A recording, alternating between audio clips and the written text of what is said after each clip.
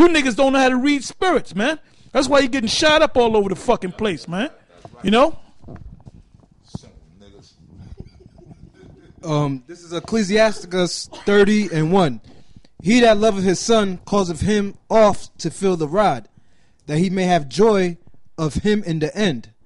He that chasteneth his son shall have joy in him. That's right. He that you supposed to be rough and hard on your son. If he say something you don't like, man. I'm sorry, brother. Like, for example, right? This guy, Magic Johnson, that faggot, he has a son, right?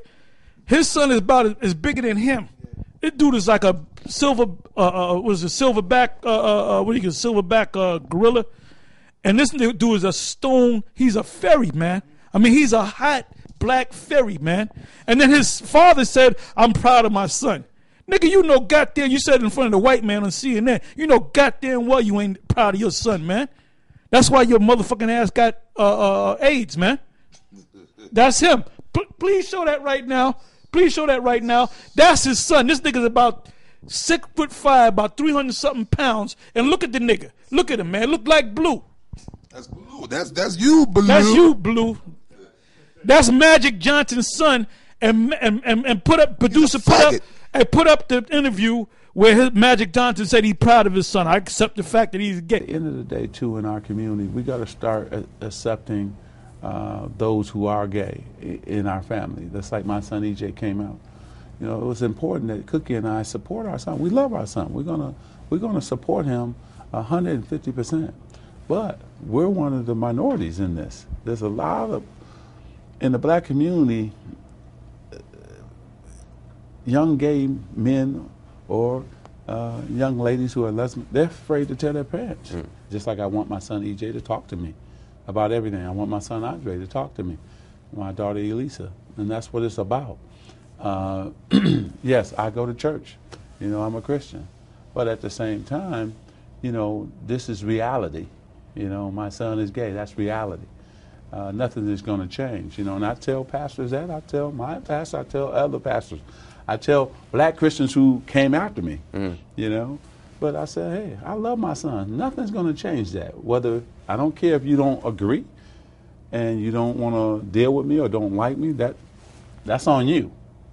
But I said, tell me when it hits your own family, you know, then you're going to have to make a decision. Having a gay son, did that kind of change your perspective in any way? No, because I think for me, first of all, I have gay friends, but dealing 22 years ago, you know, it was basically a white gay man's disease. So I was in that fight with them, okay?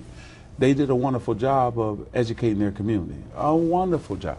Yeah, it was extraordinary. Extraordinary. We need to learn from them, the black community and the Latino community. So it didn't change because I've been working side by side with gays for a long time. I think what I wanted the gay community to do for me is to help my son, right?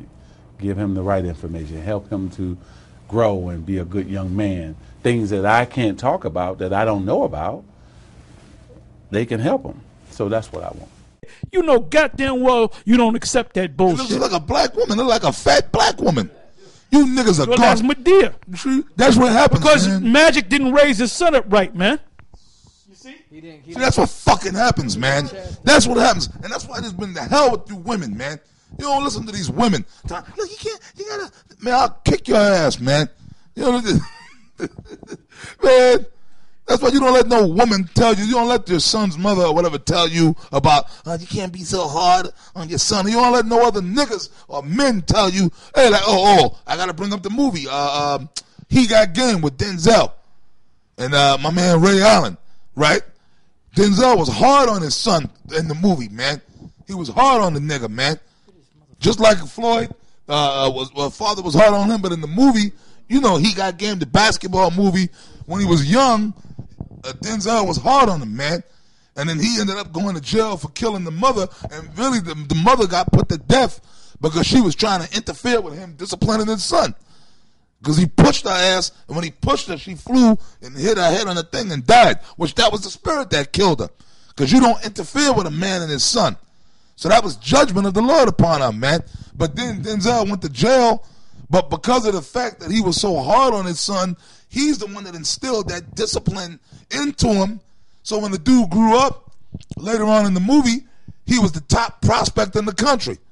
He was the top best prospect, man. Same thing with the Jack. We just got, me and his brother. We just got back from Gary, Indiana. Oh, and the brother was telling us a story. This is years ago. Now this guy Joe Jackson, he caught and let me say this: you niggas in Gary, Indiana, that's a wasteland. That's Mad Max beyond the Thunderdome out there, man.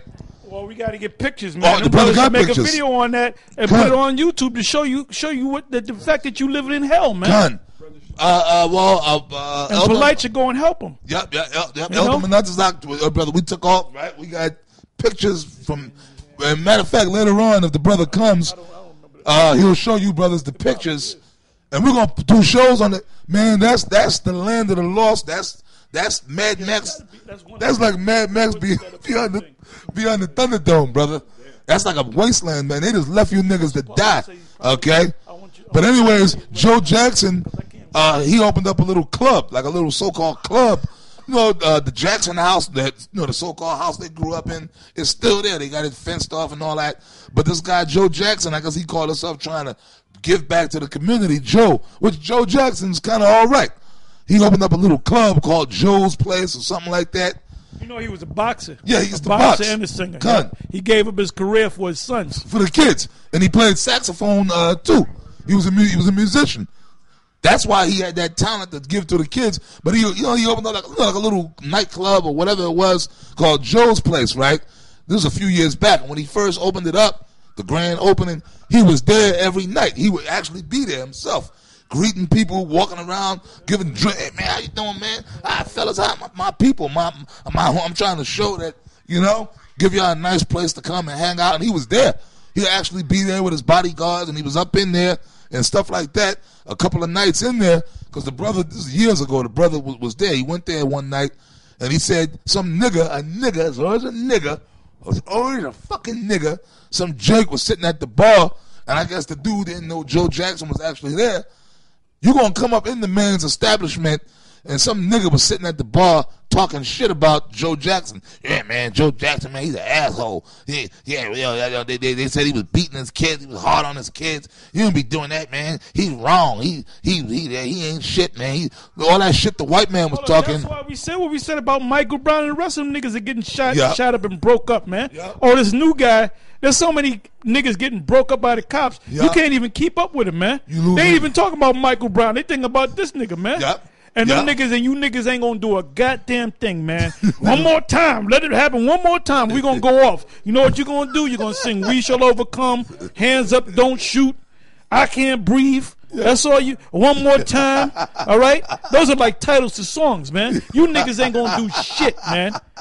The cops could do that in 20 different cities to 20 different niggas tomorrow, and all you're going to do is march and sing We Shall Overcome. Yeah. You ain't doing shit.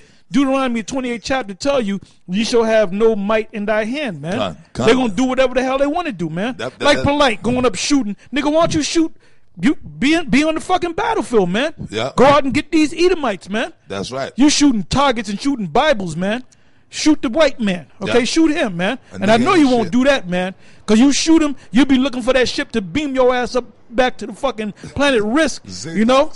Yeah, the planet Zatox, you know? You damn clown. You're a clown, man. Do some stupid shit that you did up there in that shooting range to the so-called white man. Yep. They will light your ass up, nigga. That's right. Yeah, now, Apostle Tahar. Now, the nigga, right, going back to the story, he was at the bar talking shit, and I guess Joe Jackson happened to be standing like a few feet from the nigga and overheard what the dude said. And so Joe rolled up to the nigga and started cursing him out. It's like, you know what, nigga, fuck you, nigga, motherfucker. See, that's what I'm talking about. That's why I hate niggas, man. This is Joe Jackson. See, that's what I'm talking about, man. And he cursed the nigga out, and then he could have had the nigga thrown out, but he didn't even throw the nigga out. He cursed the nigga out. Fuck you, nigga. You don't know what the hell I do with my kid. Nobody tell me what I do with my kids. What the hell with you, man? And then I guess Joe got so mad. He's like, you know what, man? I'm leaving in his body. Let's go, right? And he left. But as he was walking out, I guess he was like talking to other people around. See what I'm saying? That's what I'm talking about. That's why you can't do nothing for a nigga. That's why you can't do shit for a goddamn nigga. I try to bring something back to this goddamn. You know what? Fuck Gary. Fuck these niggas. The hell with these niggas. This is why I ain't never coming back here again. The hell with these niggas. That's why you can't do nothing for a goddamn nigga. And that was Joe Jackson. Hey, well, Yeah. this guy, what's this guy? The rapper, too legit to quit. Hammer. Well, when he came into all that money, all them jakes in the neighborhood, he put them down, man. And when he started losing money, and he was paying them right, and when he started losing, his career started going down, they all turned their back on this guy. So fuck a nigga, man. Them dude that guy that got shot down there in Baltimore, the nigga must have had a damn police record or criminal record about 2 miles long, man. And the cops probably ran into him a bunch of times, and they broke his ass up. And they gonna walk. Trust me, they gonna walk. His parents, they gonna get some money. They're gonna get some money. They're gonna give him some shut up money. But them cops are gonna walk. Yeah. They gonna guarantee you they gonna walk. They ain't gonna get arrested. They might get arrested to make it look good.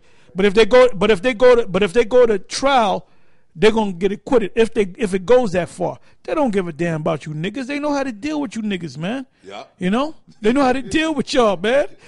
All they gotta do to calm you down about one nigga, they kill another nigga. Then you calm down about that nigga. Okay, now let's go to this nigga. All right? The white man can do whatever the hell he wants to do because it's his time, man. Yeah. Okay? It's spiritual, man. Hey, now I got a scripture here dealing with Bruce Jenner. This is Jeremiah 50 and 37, right? Now this is talking about the downfall. This is talking about the downfall of your world, Esau, okay? Of your society. It says Jeremiah 50 and 37. A sword is upon their horses. This happened to us, but now it's going to happen to you. And upon their chariots. And upon all the mingled people. Because what do you have in America? Why is America called the great melting pot? Because you have all these mingled people, you know, that are in the midst of her, the midst of Babylon. And they shall become as woman. A sword is upon her treasures, and they shall be robbed. So they shall